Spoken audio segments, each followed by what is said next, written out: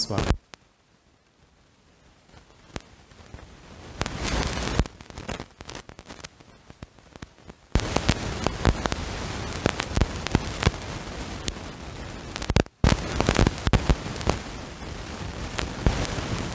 को लेने हैं, कौन से निर्णय आपको टालने हैं, सभी के बारे में चर्चा इस वीडियो में हम करने वाले हैं। सबसे पहले हम देखेंगे ग्रहों के जो राशांतर है वो किस प्रकार से होने वाले हैं। रवि के बारे में अगर देखा जाए तो रवि जो कि आपके व्यय भाव में भ्रमण कर रहा है, दिनांक 14 अप्रैल के बाद वह आप ही की राशि में भ्रमण करेगा। और जो रवि है वह आपके राशि के लिए सबसे ज़्यादा महत्वपूर्ण शुभ फलदायी ग्रह है, जो कि आपका पंचमेश भी है। तो अगर आपके जो लव लाइफ है, अगर आप किसी के रिलेशनशिप में हैं, तो वहाँ पर पिछले करीबन 15-20 दिनों में प्रॉब्लम या कॉम्प्लिकेशन चल रही है। तो दिनांक 14-15 तारीख के बाद आप में और आपके रिलेशनशिप में जो भी व्यक्ति हैं उनमें काफ़ी जो समानता है वो देखी जाएगी। आप दोनों में काफ़ी अच्छी हार्मनी देखी जाएगी। उसी प्रकार अगर आप शेयर मार्केट से डील करते हो तो भी दिनांक 16-17 तारीख के बाद का जो समय होगा आपके लिए शुभ फलदायी साबित हो सकता है। इसके बाद हम चर्चा करेंगे मंगल ग्रह के बारे में। मंगल ग्रह आपके द्वितीय भाव में भ्रमण कर रहा है और दिनांक 14 अप्रैल के बाद यह मंगल ग्रह भी आपके तृतीय भाव में भ्रमण करेगा। यह मंगल ग्रह आपके राशि का स्वामी भी है और अष्टमेश भी है। तो पिछले करीबन 30-35 दिनों में आपने देखा होगा कि खर्चे बहुत ज़्यादा बढ़ रहे हैं और खर्चे के कारण आपकी जो मनस्थिति है वो भी ठीक नहीं चल रही है।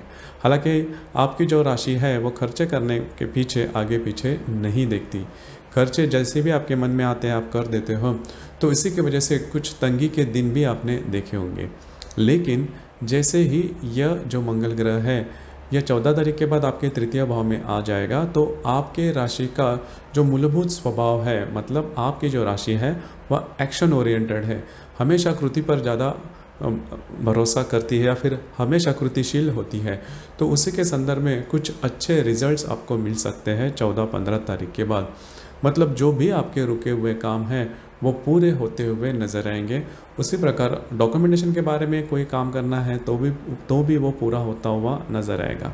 उसी प्रकार अगर आप कुछ नया प्रोजेक्ट हाथ में लेना चाहते हो तो वो भी इस दरमियान हो सकता है। तो वैसे देखा जाए तो ये जो मंगल है वो आपको बहुत ज़्यादा कृतिशील बनाने जा रहा है। इसके बाद हम चर्चा करेंगे बुध ग्रह के बारे में। बुध जो ग्रह है, बुध ग्रह आपके व्यय भाव में भ्रमण कर रहा है और यह बुध ग्रह आपका तृतीयेश भी है और षष्ठेश भी है। तो 2-3 बातें हैं उसके बारे में आपने ध्यान दिया होगा या फिर आपको उसके अनुभव आए होंगे कि आप जहाँ पर आप काम करते हो, नौकरी करते हो या फिर व्यवसाय करते हो, वहाँ पर के जो जूनियर स्टाफ है, मतलब आपसे आपके उम्र से जो छोटे जो लोग हैं उनसे आपको थोड़ी बहुत परेशानी हो रही थी और डॉक्यूमेंटेशन के बारे में भी कई जो बातें हैं वो ठीक तरह से नहीं हो रही थी। तो अभी जैसे ही ये बुध ग्रह आप ही के राशि में दिनांक 17 तारीख के बाद आने के बाद यह जो बातें हैं वो काफ़ी मायनों में नॉर्मल होते हुए नज़र आएंगी। सिर्फ 2-3 बातें उसके ऊपर थोड़ा सा ध्यान देना होगा। पहले तो सबसे इम्पोर्टेंट बात, सेहत के ऊपर ध्यान रखना काफ़ी ज़्यादा आवश्यक होगा। मंगल ग्रह के बारे में जो भी मैंने कहा था कि आपको यह मंगल ग्रह कृतिशील बनाने जा रहा है दिनांक 14-15 तारीख के बाद, तो बुध ग्रह के बारे में भी वो बात होने वाली है। आप बहुत ज़्यादा एक्टिव हो सकते हो, आपके बहुत ज़्यादा सफ़र ट्रैवलिंग वगैरह हो सकती है। इसके बाद हम चर्चा करेंगे गुरु ग्रह के बारे में। गुरु ग्रह आपके राशि के लिए बहुत ही ज़्यादा महत्वपूर्ण ग्रह माना जाता है, क्योंकि यह आपका भाग्येश भी है और व्ययेश भी है और यह आपके दशम भाव में भ्रमण कर रहा है। यह गुरु जो ग्रह है, यह गुरु ग्रह दिनांक 6 तारीख के बाद आपके लाभ भाव में भ्रमण करेगा, जो कि बहुत ज़्यादा महत्वपूर्ण बात है। पिछले करीबन 6-7 महीने में आपने देखा होगा कि ये जो गुरु ग्रह है आपके दशम भाव में भ्रमण कर रहा है, लेकिन जैसे ही ये गुरु ग्रह आपके लाभ भाव में आ जाएगा तो 2-3 बातें हैं जो कि आपके लिए बहुत ज़्यादा महत्वपूर्ण हो जाएगी। जैसे कि अगर आपका विवाह हुआ है तो आपके जो वैवाहिक जोड़ीदार हैं उनके साथ आपकी जो रिलेशनशिप है वो काफ़ी अच्छी देखी जाएगी। उसी प्रकार जो भी काम आपने हाथ में लिया है उसमें काफ़ी अच्छी सफलता भी देखी जाएगी। आपके जो मित्र परिवार है उनसे भी आपकी जो हार्मनी है काफ़ी अच्छी देखी जाएगी।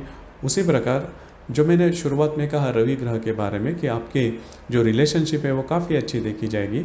तो गुरु की जो सप्तम दृष्टि लाभ स्थान में आने के बाद आपके पंचम भाव पर बनने वाली है, उससे आपके जो रिलेशनशिप के जो भी प्रॉब्लम्स कॉम्प्लिकेशंस रहेंगे वो भी नॉर्मल होते हुए नज़र आएंगे। इसके बाद हम चर्चा करेंगे शनि ग्रह के बारे में। शनि जो ग्रह है ये शनि ग्रह आपके दशम भाव में भ्रमण कर रहा है और ये संपूर्ण महीना मार्गस्थ अवस्था में ये आपके दशम भाव में ही भ्रमण करेगा, जो कि काफ़ी अच्छी बात है। तो जो भी आपका करियर है, मतलब अगर आप नौकरी करते हो या फिर व्यवसाय करते हो, वो काफ़ी स्थिर रहेगा।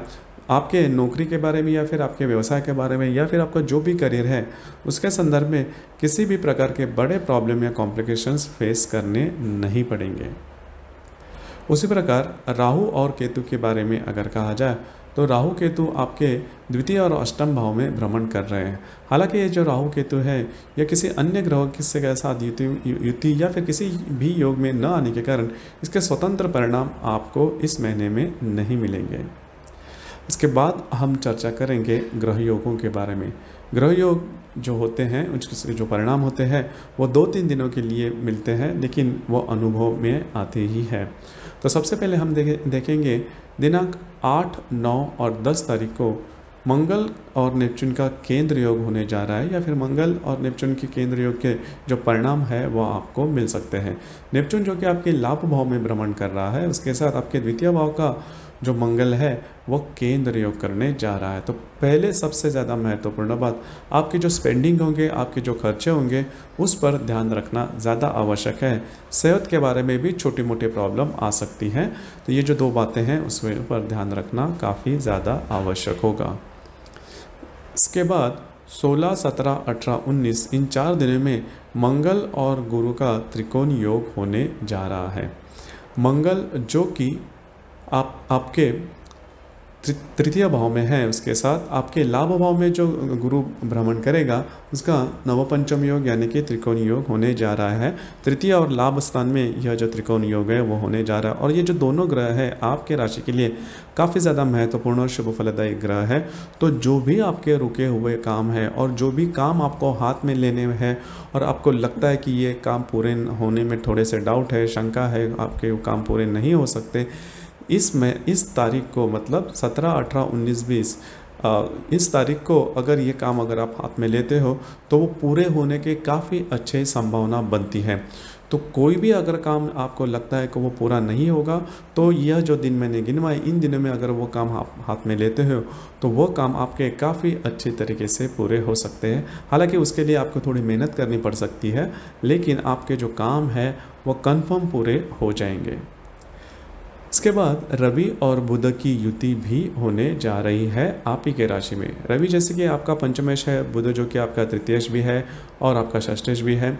तो जो भी आप काम हाथ में लोगे, मतलब 18, 19, 20, 21 तारीख के दरमियान जो भी आप हाथ में काम लोगे वो काफ़ी अच्छी तरीके से पूरे होते हुए नज़र आएंगे। उसमें किसी भी प्रकार की दिक्कत नहीं आएगी। आपके पर्सनल रिलेशनशिप के बारे में अगर कोई काम है, आपका जो करियर है उसके संदर्भ में कोई काम है, तो वो काफ़ी अच्छी तरीके से पूरे होते हुए नज़र आएंगे और आप में जो कॉन्फिडेंस लेवल है वो भी काफ़ी अच्छी देखी जाएगी। तो रवि और बुध की जो युति है आपके लिए काफ़ी ज़्यादा महत्वपूर्ण और शुभ फलदायी हो सकती है। उसी प्रकार शुक्र और हर्षल की युति होने जा रही है। यह जो योग है, इस योग का जो प्रभाव है वो देखा जाएगा 22, 23, 24, 25 इस 4 दिनों में इसका जो प्रभाव है वो देखा जाएगा। और ये जो युति है ये आप ही के राशि में होने जा रही है। तो सबसे ज़्यादा महत्वपूर्ण बात, अगर आपका विवाह हुआ है तो आपके जो वैवाहिक जोड़ीदार है उनके साथ छोटी मोटी बातों से लेकर बहुत बड़ी प्रॉब्लम्स वगैरह आ सकती है। हालांकि जो बातें होती हैं वो छोटी सी बात से ही शुरुआत होती है और वो उसका जो परिवर्तन होता है वो काफ़ी बड़ी बातों में होता है। तो ऐसी कोई भी बात अगर आपके सामने आती है तो सोच समझकर विचार करके इस पर निर्णय लेना। और यह जो मैंने दिन गिनवाए उसके बाद उसके संदर्भ में अगर आप डिसीज़न लेते हो तो इस योग की जो इंटेंसिटी है उसके जो इंटेंसिटी जैसे मैंने कहा कि वो काफ़ी महीनों में कम होगी और आप अच्छी तरीके से डिसीज़न ले सकते हो। उसी प्रकार बुध और हर्षल की भी युति होने जा रही है। अब इसका जो प्रभाव होगा वो करीबन 23, 24, 25, 26 इन तारीखों के दरमियान देखा जाएगा। तो सबसे ज़्यादा महत्वपूर्ण बात, जहाँ पर आप काम करते हो, नौकरी करते हो या फिर व्यवसाय करते हो, वहाँ पर जो ऑफिस पॉलिटिक्स है उससे थोड़ा बचे। उसी प्रकार आपके जो कॉन्फिडेंशियल है वो भी स्पॉइल हो सकते हैं, तो ध्यान रखना। और इन तारीखों के दरमियान, ये जो दिन मैंने गिनवाए, इन दिनों के दरमियान ट्रैवलिंग अगर आप करते हो तो थोड़ा सा ध्यान रखना। डॉक्यूमेंटेशन के बारे में अगर कोई भी बात है तो वो हाथ में नहीं लेना। उसी प्रकार बुध और शुक्र की युति होने जा रही है। अब ये जो है वो भी काफ़ी महत्वपूर्ण है। इसकी जो युति है आपके लिए काफ़ी ज़्यादा महत्वपूर्ण साबित होगी। आपके जो रुके हुए काम हैं पूरे होते हुए नज़र आएंगे। जो भी रुकावट आप बनती है, जैसे कि इसके पहले हमने जो 2 ग्रह योग गिनवाए, उसमें जो रुकावट है वो बुध शुक्र युति से काफ़ी ज़्यादा नॉर्मल होने की संभावना है। उसी प्रकार बुध शुक्र की युति के साथ शनि का केंद्र योग भी इसी के दरमियान होने जा रहा है। तो पहले सेहत के ऊपर ध्यान रखना, और आपके जो पार्टनर रहेंगे उनके सेहत के बारे में भी छोटे मोटे प्रॉब्लम आ सकते हैं, तो ध्यान रखना काफ़ी ज़्यादा आवश्यक होगा। उसी प्रकार 29, 30 या फिर 1 जो मई है, इस तारीखों के दरमियान रवि और हर्षल की युति होने जा रही है आपकी की राशि में। तो ये जो ग्रह योग है काफ़ी ज़्यादा महत्वपूर्ण है, क्योंकि अगर आप किसी के रिलेशनशिप में हैं तो इन दिनों के दरमियान इस रिलेशनशिप में तनाव आ सकता है, खिंचाव आ सकता है, बातें छोटी मोटी होगी, लेकिन इसके कारण आपकी जो रिलेशनशिप है वो खतरे में आ सकती है। तो ध्यान रखना, अगर ऐसी कोई बात होती है तो बहुत ही ज़्यादा चौकन्ना रहना। और अगर आप किसी शेयर मार्केट से वगैरह डील करते हो तो भी वहाँ पर बड़े ट्रेड बिल्कुल भी नहीं लेना, अगर लेते हो तो प्रॉब्लम में आप आ सकते हो। उसी प्रकार इस महीने की जो अमावस है वो 12 तारीख को आप ही के राशि में है, और जो पूर्णिमा है वो 27 तारीख को है, इसे हनुमान जयंती भी कहते हैं। तो ये जो 2 दिन है, अमावस और पूर्णिमा, इन 2 दिनों में किसी भी प्रकार के बड़े निर्णय नहीं लेना, क्योंकि इन 2 दिनों में पृथ्वी के प्रति सूर्य और चंद्रमा का जो आकर्षण होता है वो काफ़ी ज़्यादा देखा जाता है, और नॉर्मली हम जो डिसीज़न लेते हैं वो भी चूकने की संभावना काफ़ी ज़्यादा बनती है। तो इस महीने के मतलब अप्रैल महीने के 12 तारीख और 27 तारीख को किसी भी प्रकार के बड़े निर्णय नहीं लेना। तो दोस्तों, ये था मेष राशि का अप्रैल 2021 का संपूर्ण राशिफल। आपको ये राशिफल कैसे लगा, आपने किस तरह से अनुभव किया, नीचे कमेंट बॉक्स में ज़रूर कमेंट करना। और अपना जो चैनल है ब्रह्मांड सिद्धि एस्ट्रो, इसे भी लाइक, शेयर और सब्सक्राइब ज़रूर करना। धन्यवाद।